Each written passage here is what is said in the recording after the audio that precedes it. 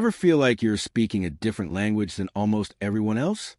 That your mind races ahead, making connections others don't see, only to leave you feeling profoundly disconnected, lonely, even alien? If you've ever been told you think too much, overcomplicate things, or if you found yourself biting your tongue in conversations just to fit in, then this journey is for you. Today, we're pulling back the curtain on a reality that's rarely discussed openly: the unspoken price of extreme intelligence. In a world that claims to value brilliance, possessing a mind that operates at a higher intensity or complexity can come with a host of hidden burdens, from the sting of envy and the chill of isolation to the crushing weight of unspoken expectations. But this isn't just about cataloging the difficulties. While we will validate those very real, often dismissed feelings of being an outsider, our ultimate aim is to move beyond them. We're here to explore proactive strategies, to find pathways through these challenges, so that your intelligence will become not just a source of inner richness, but also a bridge to connection and a tool for crafting fulfilling, authentic life. There is hope, and there are ways to navigate this unique terrain. Society often paints a romantic picture of genius, the brilliant mind effortlessly solving complex problems, revered and admired. But for many individuals who experience the world with a heightened intellectual capacity, the lived reality can be far different and often far lonelier. It can feel like standing on a high mountain peak. The view might be breathtaking, offering perspectives others can't imagine, but the air is thin and the company scarce. This sense of intellectual alienation often begins early in life. Let's think about someone we might call Alara. From a young age, Alara absorbed information like a sponge, asked relentless questions, and saw patterns and implications that her peers, and sometimes even her teachers, simply didn't grasp. While her academic achievements might have been praised, her inner world was often a place of quiet confusion. Why didn't others get excited about the same complex ideas? Why did her attempts to share her deeper thoughts sometimes lead to blank stares, impatient sighs, or even ridicule? She learned, as many do, to downplay her insights, to simplify her language, to wear a carefully constructed mask of normalcy just to feel a sense of belonging. But this came at a cost. The real Alara, with her racing thoughts, her intense curiosity, and her often unconventional perspectives, felt increasingly isolated, a hidden spectator rather than an active participant in the social world. She might have heard phrases like, "Don't be a know-it-all," or "You're too serious," or the ever-dismissive, "It's not that deep." Each comment, however casually delivered, can feel like a small papercut on the soul, reinforcing the sense of being fundamentally different, an outsider looking in. This isn't about arrogance or a feeling of superiority. More often, it's a painful yearning for genuine connection, for intellectual companionship, for conversations that dive below the surface. When your mind naturally operates on multiple levels, processing information with speed and depth, small talk can feel like a suffocating cage. You might find yourself anticipating the direction of a conversation long before it gets there, or seeing the flaws in an argument so clearly that it's hard to engage without feeling critical or impatient. Traits easily misinterpreted by others. And then there's the burden of expectations.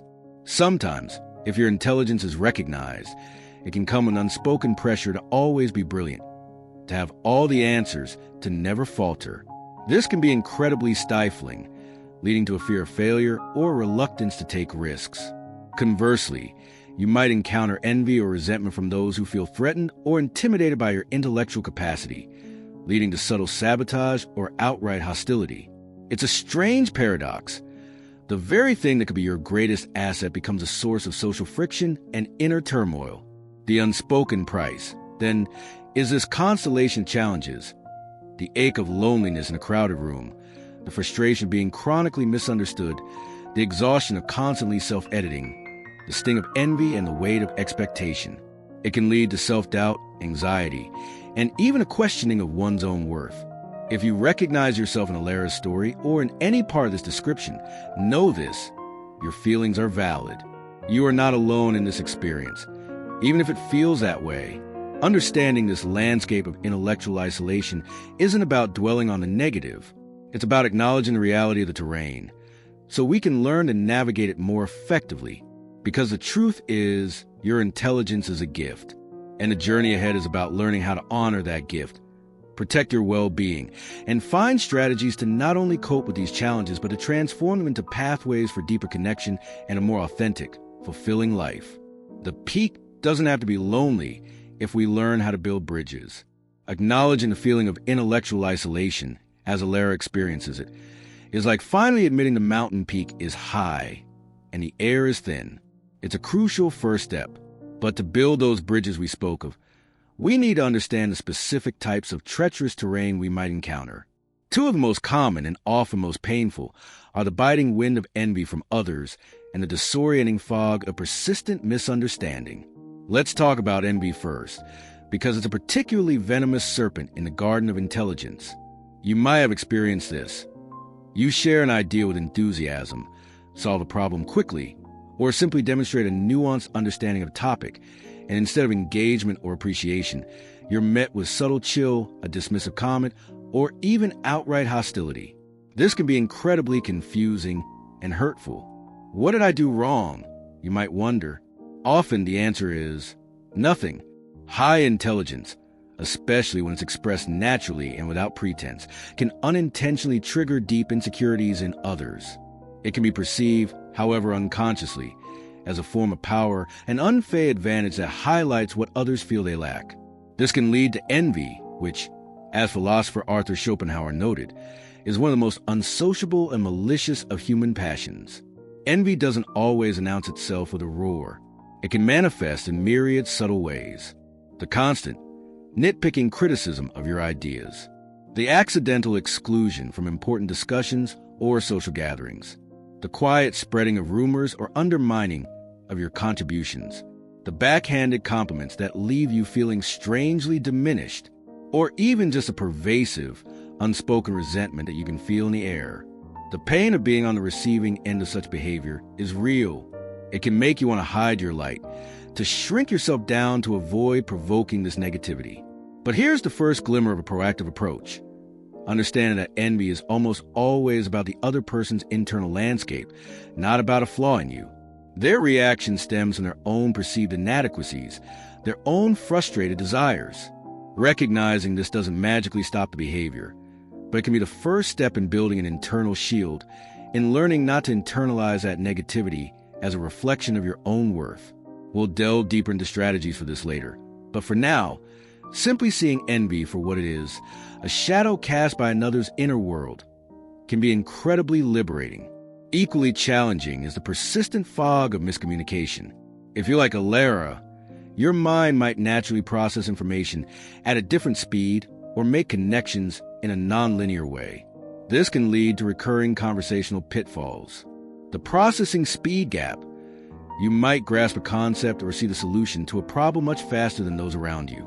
This can lead to you either blurting out conclusions before others are ready, making them feel slow or left behind, or you might grow intensely impatient internally while waiting for others to catch up, a frustration that can leak out in your tone or body language. The abstraction chasm. Your natural mode of thinking might be more abstract or complex. You might use a richer vocabulary or delight in exploring intricate theoretical frameworks. While this is stimulating for you, it can leave others feeling confused, intimidated, or simply lost. They might accuse you of being deliberately obscure or making things too complicated. The leap of logic. Because you see underlying patterns and connections quickly, you might make intuitive leaps in conversation, skipping several logical steps that seem obvious to you but are crucial for others to follow. This can make your contribution seem random, out of left field, or disconnected from the main thread, even if in your mind the link is perfectly clear. The small talk dilemma. Many highly intelligent individuals crave depth and meaning in conversation. Superficial chit-chat about the weather or trivialities can feel mind-numbingly dull, even physically draining. Yet, this is the common currency of much social interaction. Your attempt to steer conversations towards deeper topics might be met with discomfort or disinterest, reinforcing that sense of being out of sync. The cumulative effect of these misunderstandings is exhausting. It can feel like you're constantly engaged in a laborious act of translation, trying to repackage your thoughts into a form others can more easily digest, or simply giving up and retreating into silence. This, again, can lead to profound loneliness and the painful feeling of being an echo in the void, your truest thoughts and insights rarely meeting a receptive ear. And here's the insidious danger. When you consistently encounter envy that makes you feel unwelcome and misunderstandings that make you feel alien, it's easy to start internalizing these experiences. You might begin to doubt your own perceptions, to question your communication style, or even to believe that there's something inherently wrong with the way your mind works. Some develop a kind of intellectual arrogance as a defense mechanism, while others might overcompensate by becoming excessively agreeable or by systematically dumbing themselves down to avoid friction. Both strategies ultimately leading away from an authentic expression of self. These challenges, the poison of envy, the fog of misunderstanding, and their corrosive impact on self-perception, are very real components of the unspoken price. They form the deep chasms that can make the peak of intelligence feel so isolating. But here's the crucial pivot. Recognizing these patterns is not an endpoint. It's the beginning of empowerment. If these are learned or reactive patterns in others, and learned or reactive patterns in ourselves, then new ways of interacting, new strategies for communication, and new frameworks for understanding ourselves and others can also be learned. How do we begin to actively build those bridges across these chasms? What are the concrete tools and mindset shifts that can transform these challenges from sources of pain into catalysts for genuine growth, connection, and more empowered way of living with your remarkable mind? That's exactly where we're headed. We've stared into the void of intellectual isolation, acknowledging the sharp sting of envy and the persistent fog of misunderstanding that can make brilliance feel like a burden. But as promised, we are not here to simply map the challenges. We are here to build bridges over them. This segment is about equipping you with practical strategies and empowering mindset shifts, tools for connection, and importantly, for self-preservation. Dealing with envy from others is perhaps one of the most draining aspects of possessing a sharp intellect. So, how do we protect ourselves? First, embrace radical acceptance and detachment. This is easier said than done, but it's foundational. Recognize that envy, as we discussed, is rarely about you. It's a reflection of the other person's insecurities, their unmet needs, their own inner turmoil. When you truly internalize this, their barbs lose much of their power. Think of it as a kind of stoic wisdom. Focus on your own responses, your own inner state, which you can control, rather than their feelings or actions, which you cannot. This detachment isn't about becoming cold. It's about not letting their negativity poison your well-being. Second, practice selective sharing and strategic obscurity. This is not about dumbing yourself down or hiding your true self out of fear. It's about discernment. Not everyone has earned the right to your deepest thoughts or your most brilliant insights. Choose your audience wisely. Share your passions and complex ideas with those who are receptive, curious, and supportive. In other situations where you sense envy or a lack of understanding, it's perfectly acceptable and often very wise to be more reserved, to share only what's necessary. Sometimes, as the saying goes, the smartest person in the room doesn't need to prove they are. This isn't inauthentic. It's strategic self-preservation. Persistent misunderstanding can make you want to give up on communicating altogether. But connection requires effective communication. Here are ways to bridge those gaps. Master the art of translation without condescension. One of the truest marks of intelligence is the ability to explain complex concepts simply. Challenge yourself to find analogies, metaphors, and clear, accessible language to convey your ideas. This isn't about patronizing others. It's about being an effective communicator, an educator, someone who can genuinely share their insights in a way that invites understanding rather than confusion. Practice active listening and explicit bridging. When your mind leaps ahead, consciously pause. Listen intently to what others are actually saying. Ask clarifying questions. And when you do make those intuitive leaps, backtrack a little and show your work. Say things like, the reason I thought of X is because it connects to what you just said about Y in a specific way. This helps others follow your thought process and see the connections they might otherwise miss. Learn to signpost your complex thoughts. If you're about to share a multifaceted idea, give your listeners a roadmap. There are a few key aspects of this. Or, let me break that down into two main points. This prepares them for complexity and makes your ideas easier to follow. Finally, Reconsider your relationship with small talk. While it might feel trivial, it's often a necessary precursor to deeper connection. Learn to navigate it with a bit more grace, perhaps by finding small points of genuine curiosity or by gently steering it towards slightly more substantive topics, using open-ended questions that invite others to share more thoughtfully. You don't have to love it, but seeing it as a stepping stone can make it more bearable. A lot of the pain associated with high intelligence comes from misaligned expectations, both our expectations of others and our expectations of ourselves. Adjust your expectations of others. Accept that not everyone will understand you, appreciate your depth, or share your intellectual passions. And that's okay. Seek understanding and validation from those who are capable and willing to offer it. You're a tribe, which we'll talk more about, rather than fruitlessly trying to win over everyone. Lighten the load of self-expectation. Let go of the pressure to always be the brilliant one, to always have a profound insight, to never make a mistake. You are human. Allow yourself to be a work in progress, to learn, to be wrong sometimes. The burden of perceived intellectual perfection can be incredibly isolating in itself. True confidence comes not from always being right, but from being secure enough to be authentically yourself, imperfections and all. Ultimately, consider shifting your goal. Instead of striving to be understood by everyone, aim for meaningful connection with a select few. Quality over quantity in intellectual companionship is far more fulfilling. These are not passive hopes. They are active strategies. They require practice, self-awareness, and courage. Think of Alara. She might start by consciously noticing when she's about to share a complex idea in a group that has previously been unreceptive, and instead choose to discuss it later with a trusted mentor or a like-minded online community. She might practice rephrasing her insights using analogies when talking with her family. She might consciously stop replaying conversations where she felt misunderstood, reminding herself that her worth isn't tied to everyone getting her immediately. Each small step builds a stronger bridge. These strategies for navigating the external world, the envy of others, the challenges of communication, the weight of expectations, are vital for your well-being and your ability to connect. But the journey doesn't end there.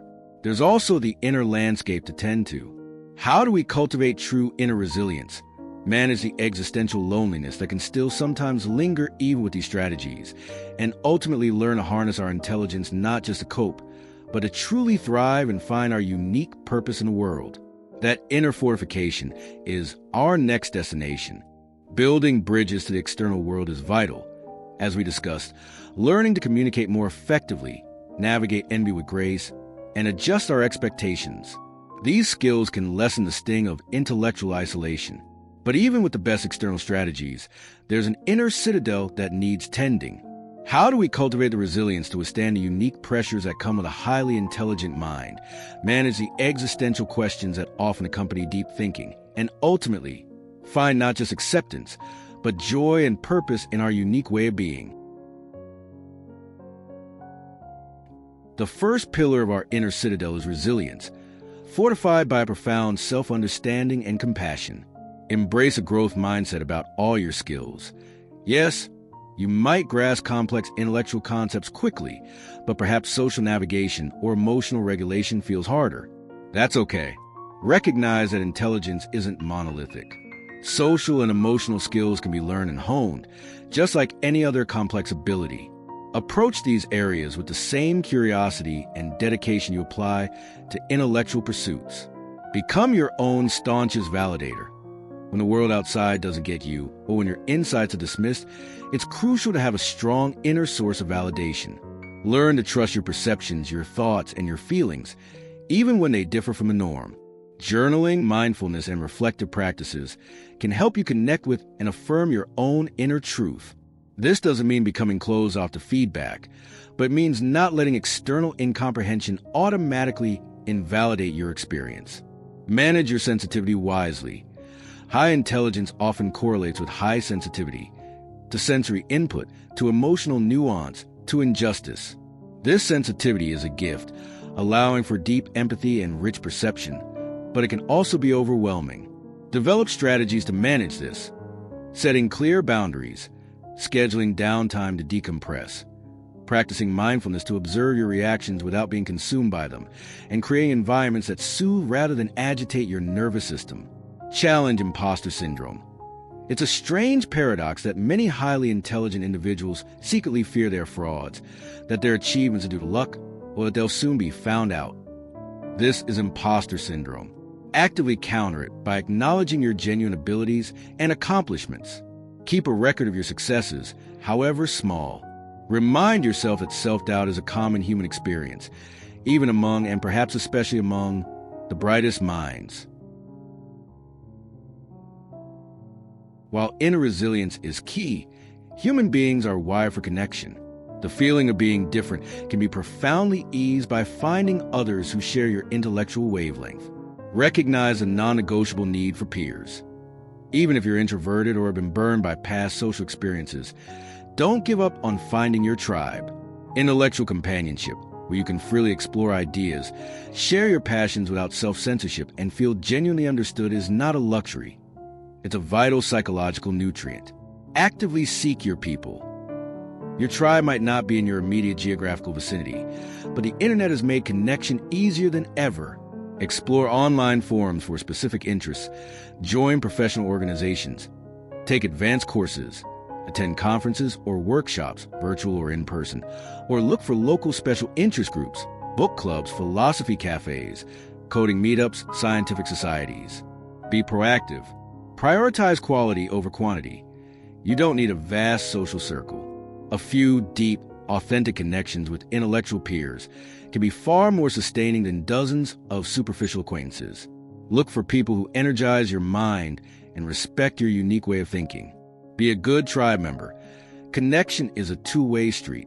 When you find your people, contribute positively. Offer your insights. Listen generously. Support their intellectual endeavors, and co-create a space where everyone feels safe to be their authentic, intelligent selves. Ultimately, the most powerful way to navigate the challenges of high intelligence is to transform it from a source of potential alienation into a powerful engine for meaning, purpose, and contribution. Channel your intellectual fire. Your mind craves complexity, challenge, and depth. Feed it. Engage in projects that absorb your intellectual energy and align with your values. Whether it's research, creative writing, inventing, activism, mastering a complex skill, or tackling intricate problems in your community or the world at large. When your intelligence is purposefully engaged, there's less room for existential drift or social frustration. Embrace existential exploration. Use your capacity for deep thought to explore life's big questions about meaning, purpose, values, and your place in the universe. Forging your own coherent philosophy of life can provide an incredibly strong inner anchor, reducing the need for external validation and providing solace in moments of loneliness. Consider mentorship or teaching. In your own way, sharing your knowledge and helping others understand complex subjects can be deeply fulfilling. It not only provides an outlet for your insights, but also helps bridge communication gaps and fosters connection. This doesn't have to be formal teaching. It can be mentoring a younger person, writing a blog, or simply explaining things clearly to those who are genuinely curious. Imagine Alara now. Perhaps she joins an online astrophysics forum where her complex questions are met with enthusiasm.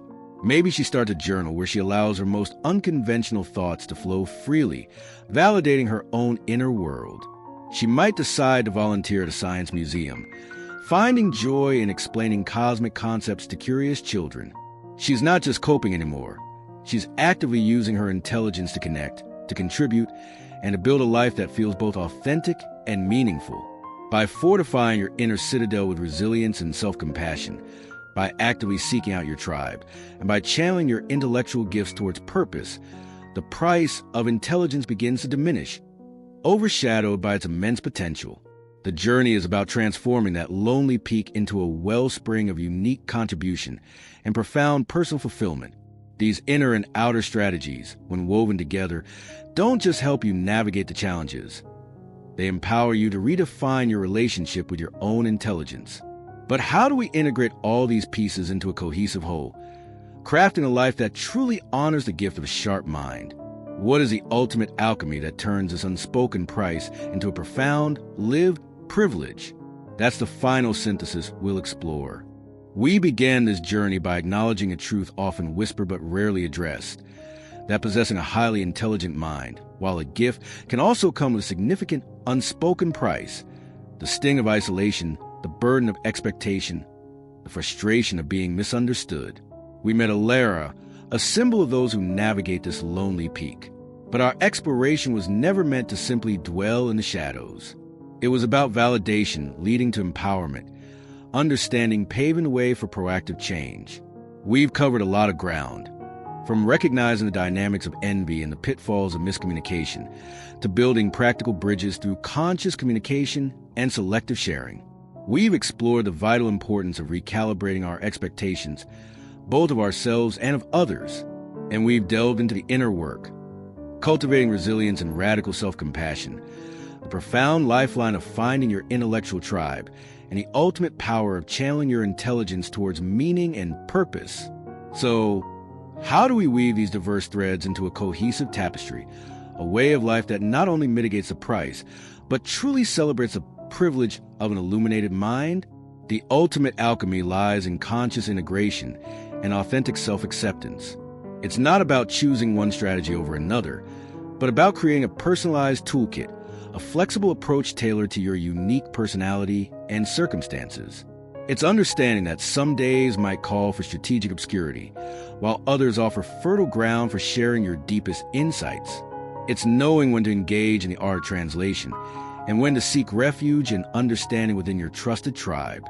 This journey is about moving from a reactive stance, feeling like a victim of your intelligence or the world's response to it, to a proactive one. It's about recognizing that while you may not be able to change how everyone else thinks or behaves, you have immense power over your own mindset, your responses, and the choices you make about how and where you invest your precious mental and emotional energy.